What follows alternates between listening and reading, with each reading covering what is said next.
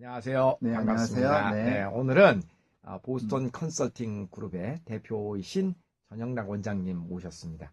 전 원장님은요, 네. 지금은 이제 그 미국 어디 있죠, 거기가? 뉴저지. 뉴저지. 네. 뉴저지에 지금 살고 계시는데 전에 이제 그 밴쿠버에 오래 사셨잖아요. 네, 그렇죠. 예, 밴쿠버에 이렇게 쭉 사시면서 저희 아들, 딸 입시 전략 세워주시고 또 대학도 보내주시고 그런 분이십니다. 어떠세요? 그 캐나다에 살다가 그 뉴저지로 가시니까? 캐나다가 살기는 더 좋죠. 살기는 네. 네. 요즘도 여전히 그 미국 쪽에 그 대학 가기 위해서 많이들 그죠? 그렇죠. 거기서도 지금 입시 컨설팅 설명회 하고 네. 요즘 학생들 받고 한국에 있습니다. 이렇게 나오시는 것도 네, 한국에서 이제 미국이나 캐나다 대학 가기를 지원하는 그런 아이들 컨설팅 해주기 위해서 1년에 몇 차례씩 나오시죠? 네, 맞습니다. 자, 오늘은요, 그 캐나다 고등학교 또는 미국 고등학교를 졸업하고 한국 대학 오는 것에 대한 한번 집중적인 토론을 한번 해보겠습니다. 가능한가요? 예, 가능합니다. 예. 네. 네, 전 원장님, 매년 네. 이제 그 많은 대학생, 그 고등학교 졸업자들을 네. 미국, 캐나다에서 졸업한 아이들을 이제 미국 대학, 캐나다 대학, 한국 대학 보내고 계시잖아요. 네. 그 중에서 한국 대학으로 가는 아이들이 몇 명이나 되나요? 한 15명 정도 됩니다. 한국 대학으로. 네. 주로 어디 대학을 가죠? 일단은 스카이 쪽 하고 그래요? 저는 일단은 인서울에서 다 보내려고 노력하고 있고요. 네네. 네, 또 그렇게 지금까지 입시 결과가 나와 있습니다. 그러면은 스카이인가 서울대, 네, 연대, 서울대, 고대. 연대, 고대. 그런데 가는 애들도 꽤 있습니까? 네, 있습니다. 어떤 스펙이 필요한가요? 일단은 미국에서나 캐나다에서 정규 과정을 마친 학생들은 네. 해외고 전형을 통해서 네. 한국 대학 지원이 가능해요. 네. 근데 일부 아시다시피 뭐 글로벌 전형을 통해서만 가능하다는데 그것도 아니고 네. 그냥 자기가 지원하고 있는 하는 전공 쪽으로도 해외고 지원 자격이 되는 전형에는 다 지원할 수가 있습니다. 그런데 이제 좀 상위권에는 네. 뭐 미국 대학 준비식으로 SAT나 네. 조금 어려운 과목, AP 과목이 좀 있으면 유리하고요. 네. 그리고 이제 우리나라에서 말하고 있는 뭐 비교과 있지 않습니까? 네. 근데 미국이나 캐나다에서 똑같이 엑스트라 커리큘러 활동이라고 해서 네. 동일하게 활동을 하고 있습니다. 네. 그래서 그런 걸 통해서 아직 뭐 별도의 준비가 많이 필요한 건 아니고요. 네. 그래서 해외고 전형을 통해서 지원을 하면은 네. 솔직히 말씀드리면은 국내에서 더 많은 노력을 기울여야 어느 정도 대학을 바라볼 수 있는 대학을 네. 해외고 전형을 통해서는 조금은 더 수월하게 입학할 수가 있습니다. 그 귀가 갑자기 솔깃해지네요. 네. 일부는 뭐 그게 뭐 특례 입학이다 이런 말들이 좀 오가고는 있긴 하지만 네. 예, 그렇죠. 그래서 학생들이 실제로 여기서 말씀드리면은 성균관대학교나 뭐 중앙대, 한양대, 우리나라 이제 중위권 대학, 네, 서울에 있는. 예, 서울에 있는 네. 중위권 대학도 지금은 쉽지 않죠. 쉽지가 않죠. 그럼요. 네, 그런데 이제 캐나다에서 공부하는 학생들 네. 사실 어렵지 않게는 합격을 해요. 정말요? 네, 이번에 한 학생도 중앙대 들어갔고 이번에 네. 또 한 명도 그 학생은 연세대, 고려대, 성균관대 다 합격했어요. 근데 그 학생들은 몇 년씩이나 캐나다에서 살았던 아이들이죠? 고등학교는 일단 다 마쳤으니까 한 9학년부터 다녔던 학생들이고요. 최소한 9학년. 네, 그런데 일단 지원 자격은 꼭 뭐 3년을 살아야 된다 이런 건 아니에요. 그래요? 네, 그러니까 우리나라에서 고2를 다니다가 네. 캐나다에 와서 아니면 미국에 와서 네. 11학년, 네. 10학년으로 등록해가지고 맞춰서 네. 준비해도 괜찮습니다. 근데 그것도 네. 이게 이제 제일 중요한 건 이제 진실 정보를 네. 전해야 되잖아요. 네. 영어가 영 안 되는 애들이 10학년 때 와가지고 네. 뭐 이렇게 해갖고 서울에 있는 대학 가고 뭐 그건 아닐 것 같고요. 네. 그래도 영어는 좀 되고, 네. 그죠? 그래야 네. 되는 거 아닌가요? 일단은 그래도 필수 조건이라는 게 있잖아요. 뭐 내신이 어느 정도는 받쳐줘야 된다거나 뭐 이런 거. 우리나라에서도 대학교 전형이 네. 내신을 위주로 하는 게 학생부 종합 전형이 있고 학생부 교과 전형이 있어요. 네. 근데 이제 내신이 좀 안 좋은 애들은 논술 전형을 통해서 가요. 네. 네, 그렇듯이 이제 해외고 전형도 네. 자기들이 이제 꾸준히 착실하게 맞춘 애들은 네. 좀 더 어려운 뭐 SAT 같은 거 해가지고 네. 조금 그런 전형을 통해서 하고 네. 그렇지 않은 학생들은 영어가 좀 되고 다른 공부가 안 된다. 그런 애들은 소위 말해서 영특 전형 있지 않습니까? 영어 특기자 전형. 네. 네, 그렇게 할 수 있고 오히려 또 영어는 약하고 다른 걸 잘한다. 네. 그런 경우는 이공계 전형을 통해서도 지원할 수 있고 그럽니다. 네. 네, 그러니까 해외고 전형이라고 해서 다 하나만 있는 건 아니고 네. 전형이 좀 그 안에서 세분화 있어서 전략적으로 좀 맞춰야 되죠. 그러면은 네. 사실은 그 전략을 미리미리 점검을 하고 장기적인 플랜을 세워야 될 것 같아요. 그죠? 네, 이 그렇죠. 아이에 따라서. 네, 그렇죠. 그러니까 학생들에 맞게 일단 로드맵을 짜서 그대로 실행을 하는 게 좋죠. 네. 왜냐하면은 옛날처럼 시험 하나로 결정되는 입시가 아니거든요. 그쵸. 점수 나와서 보고 대학을 넣는 게 아니라 네. 지금부터는 모두 전학년 과정에 네. 모든 기록이 들어가기 때문에 자기는 어느 전형을 통해서 어디를 가야겠다 어느 정도 정하고 준비를 하는 게 오히려 시행착오를 줄일 수도 있고 여러 가지를 좀 절감할 수도 있는 상황이죠. 뭐 이런 말씀이 좀 뭐 어떨는지 모르겠습니다만 그냥 조금 더 쉽게 얘기를 하면 사실 고등학교 때 이제 OSS로 유학을 오는 아이들은 성적이 아주 좋고 공부를 잘하는 그런 아이들보다는 조금 부족한 아이들이 많이 옵니다. 현실적으로.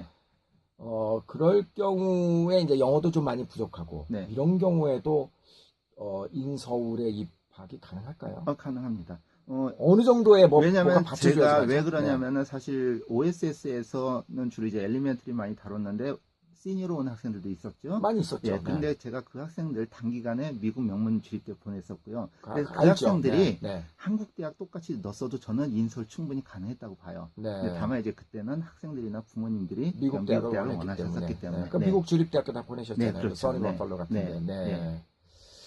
그래도 어느 정도 스펙은 돼야지 된다라는 기준이 있을 거 아니에요. 토플 점수를 따지면 인서울에 올라가려면 그래도 토플 몇 점 정도는 돼야만 되나요? 보통 이제 지원 영어 특기자로만 봤을 때는 토플은 100점 이상은 돼야 돼요. 그거 봐요. 토플 100점이 쉽지 않잖아요. 그렇죠. 그런데 어차피 와서는 여기서는 영어 학원 다니고 해도 늦질 않는데 미국이나 캐나다는 문화권 자체가 영어 문화권이에요. 생활하는 그런 것 자체가 그러니까 자연적으로 이제 늘어나게 돼요. 그리고 토플 생각하시면 점수도 받기가 어렵다고 생각하시는데 듣기 말하기 읽기 쓰기거든요. 근데 듣기 말하기가 50%를 차지하고 있고 그게 지나면서 어느 정도 늘어나요. 자동적으로. 그러면은 모든 교과 과목을 또 영어로 배우지 않습니까? 그러니까 리딩 라이팅 조금씩 받쳐주면서 성적이 향상이 되는 거예요. 거기다가 이제 자기가 뭐 맞춰서 내신을 좀 더 끌어올리고 해서 지원할 수가 있는 거죠. 그러니까 일단은 그러면 이제 토플 점수는 좀 상당히 받아야 된다. 그렇죠. 인서울에 올라 그러면. 근데 물론 영어가 여기서는 약할 수가 있습니다. 그런데 캐나다나 미국 보면은 어차피 영어권에서 학교를 다니면 영어 공부는 하면서 다녀야 되지 않습니까? 그러니까 제가 볼 때는 그 학생들 관리를 통해서 영어 실력 향상시키면서 준비는 할 수 있다고 봅니다. 인서울이라고 하면은 어느 대학교들이 다 오픈이 돼 있나요? 그러니까 저희가 뭐 많이 알고 있는 중위권 말고도요. 그냥 뭐 단국대, 동국대, 그리고 뭐 천안교수 명지대, 국민대 이런 대학들까지도 전부 다 이제 해외 가능합니다. 전형이. 그리고 또 수도권에 있는 근교 경기권 있지 않습니까? 거기 대학들도 사실은 해외 지원을 통해서 지원들 많이 합니다. 예를 들어서 대표적으로 카이스트 같은 대학교는 한국에선 굉장히 가기 어렵거든요.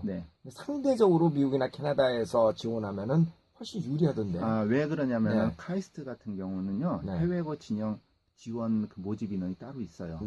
지금은 한 40명 될 겁니다. 맞아요. 그리고 또 미국이나 캐나다 커리큘럼을 맞춰서 가을 입학이에요. 미국하고 캐나다는 봄에 졸업하지 않습니까? 그래서 12월에서 공백 기간이 없습니다. 그리고 외국에서 공부한 학생들끼리의 전형이기 때문에 국내 학생들하고 지원하는 트랙이 다릅니다. 그렇구나. 그래서 생각보다 카이스트를 쉽게 가더라고요. 의외로. 그렇죠. 그러니까 제 학생들도 지금 뭐 다니고 또 졸업한 학생들도 이미 있고 그럽니다. 국내 대학을 지원하기 위해서 특별히 외국에서 준비를 해야 되는 건 없을까요? 지금 국내 대학 전형 자체가 정시보다는 수시 모집이 인원이 많이 들고 있어요. 그만큼 국내에서도 수능은 안 보고 수시에서 많이 뽑거든요. 근데 해외에서 지원한 학생들은 수시 모집밖에 지원이 안 돼요. 왜 수능을 못 보니까. 그리고 또 지금 현재 한국 대학의 전형이 약간 학생부 종합 전형으로 나가요. 그러니까 내신이나 학교 생활을 충실히 했던 학생들. 그러면은 캐나다나 미국에서도 공부를 했을 때 학교 생활 충실히 하고 거기서 추천서 잘 받고 그런 학생들이 아무래도 평가에서 유리하겠죠. 그러면 지금 이제 한국학년으로 중학교 한 2학년, 뭐 중학교 1, 2학년, 중3, 뭐 중학교 1, 2, 3학년 요 정도에서 와가지고 이제 캐나다에서 공부를 하면은 적어도 한 4, 5년 정도는 캐나다에서 공부를 하게 될 거거든요. 그렇죠. 그럼 그런 아이들은 한국 대학 오는 게 어렵지 않습니까? 어렵지 않아요. 한 4, 5년 정도 캐나다에서 공부를 하면? 오히려 모르겠어요. 좀 초등학교 한 6학년 때부터 있으면 이화여대 여학생 같은 경우는 6년 전형이 있어요. 특례 전형이. 그런 경우는 보통 3년 특례라고 하는 거는 주재원, 부모님들도 이제 해외에 살았을 때 재외국민 전형을 통해서 하는데 재외국민 전형이 또 해외고 특례보다는 더 쉬워요. 그들만의, 근데 이제 학생 본인만 또 6년 이상을 해외에서 공부했을 경우는 그 특례 적용이 됩니다. 그러면 해외고 진영보다는 또 유리할 수도 있고요. 그래서 이런 학생들이 꾸준히 준비를 하면 어차피 지금 우리나라 대학도 지금 글로벌화 많이 이제 돼가고 있기 때문에 그런 학생들 많이 모집하고 있고 또 국제학부로 들어가면은 학교에서 영어 수업입니다. 영어 수업 따라하는데 전혀 문제가 없죠. 그렇죠. 자, 캐나다에서 이제 조금 더 구체적으로 중학교 2학년 학생들을 기준으로 해서 중학교 2학년서부터 하면은 캐나다에 가면은 이제 중3이 되니까 9학년이 되네요. 그러면 4년을 풀로 다닐 수 있잖아요. 4년을 풀로 다녀서 토플 성적이 100점 이상이 된다. 그 정도면은 뭐 충분히 더 좋은 건 뭐냐면은요. 제가 말씀드릴게요. 캐나다는 9학년부터 보통은 세컨드리 고등학교예요. 그렇죠. 근데 우리나라는 10학년부터예요. 그렇죠. 고1이. 근데 우리나라에서 요구하는 고등학교 성적은 10, 11, 10이거든요. 그러면 캐나다로 올 때 9학년 때 왔으면은 설사 첫 해를 좀 시행착오해서 어렵게 해서 내신이 좀 안 좋더라도 그건 적응 과정이 반영이 안 됩니다. 그러니까 1년 동안 열심히 영어 공부하면서 학교 생활 적응하고 10학년 때부터 그러니까 10학년 성적부터만 잘 관리를 하면 그렇죠. 그 점수부터만 들어가요. 그 점수부터 그러니까 10, 11, 12 3개 학년 점수만 하고 그 내신 성적 좋고 그다음에 영어 성적 토플 100점 이상 되고 그 정도만 되면 인서울에서도 좋은 스카이까지도 가능하죠. 충분히 가능할 수도 있다. 그거 참 좋은 정보네요. 왜 그러냐면은 뭐 어차피 한국 분들도 아시겠지만은 똑같은 스카이레도요. 나중에 이제 1차 서류 통과하고 2차 면접을 요구하는 학교고 서류 중심으로 100% 전형한 학교가 있어요. 거기에 따라서 옛날처럼 수능 점수나 학력고사 점수로 딱딱 학교가 끊어지는 게 아니라 그러니까 오히려 성균관대 떨어지고 연고대 합격한 학생들도 있습니다. 왜 그러냐면 성균관대 서류 중심이고 거기는 이제 면접도 봐요. 그러니까 당락이 바뀔 수도 있는데 충분히 다 지원 가능하고 합격한 학생들 많이 나옵니다. 그 내신은 어느 정도나 받아야 될까요? 물론 뭐 잘 받으면 더 좋겠지만. 그렇죠. 보통 이제 4.0 기준으로 해서 4.0 기준으로는 한 3.7?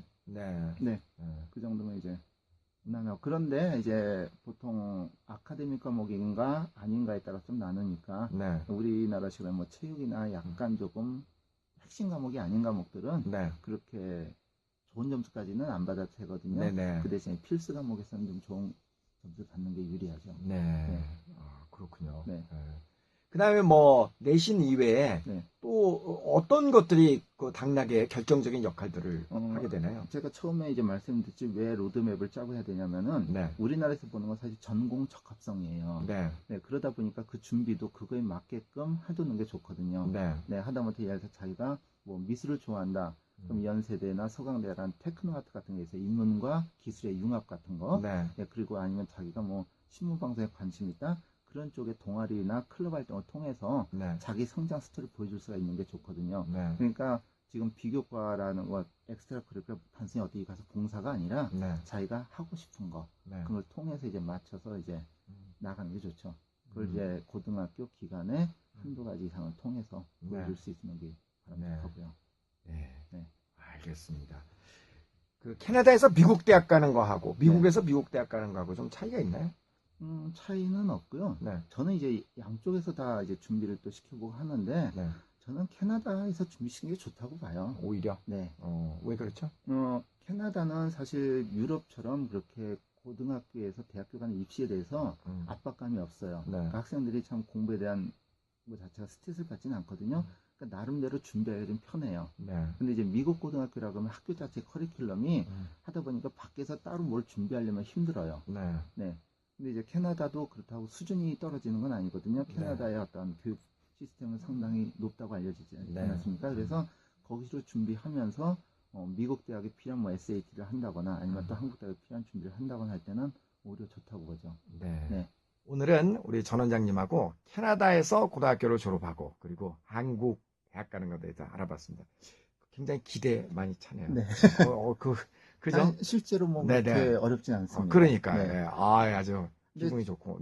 저 말고도 저한테 온 학생 아니더라도 지금 한국 대학을 목적으로 캐나다로 유학 나온 학생들 많이 있습니다. 그렇죠. 그러니까 우리 전략 회의를 잘해서 우리 OSS 출신들이 좋은 한국 대학을 갈 수 있는 방법도 한번 연구해 보도록 하겠습니다. 오늘 시간 네, 감사합니다. 고맙습니다. 네.